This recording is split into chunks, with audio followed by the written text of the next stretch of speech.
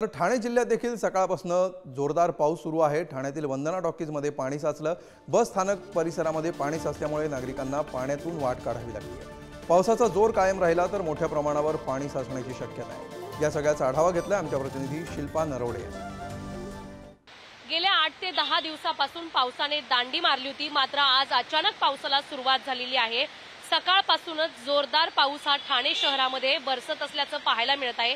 ठाण्यामध्ये सकाळपासून रिमझिम पाऊस सुरू होता। अचानक पावसाने जोर धरलेला आहे आणि वंदना टॉकीज येथे पाणी साचण्यास सुरुवात झालेली पाहायला मिळत आहे। तुम्ही बघू शकता वंदना टॉकीजच्या या रस्त्यावर पाणी साचण्यास सध्या सुरुवात झालेली आहे आणि हा पाऊस जर असा सतत सुरू राहिला तर हे पाणी साचण्यास जास्त प्रमाणात वाढ होणार असल्याचं पाहायला मिळत आहे।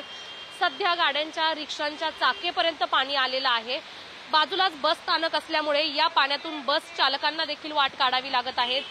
टू व्हीलर असेल, फोर व्हीलर असेल, हे देखील या पाण्यातून वाट काढत पुढचा प्रवास करत आहेत। मात्र सध्या जोरदार पाऊस सुरू आहे आणि हा पाऊस जर 1 ते 2 तास असाच सुरू राहिला तर प्रचंड प्रमाणात इथे पाणी साचण्यास दाट शक्यता निर्माण झालेली आहे आणि त्यामुळे येणाऱ्या काळामध्ये इथे जर जास्त प्रमाणात पाणी साचलं तर वाहन चालकांना मोठ्या प्रमाणात त्रासाचा सामना करावा लागणार आहे।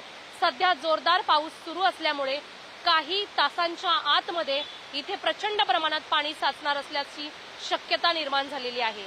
कॅमेरामॅन संतोष बोराडेसह शिल्पा नरवडे, ठाणे।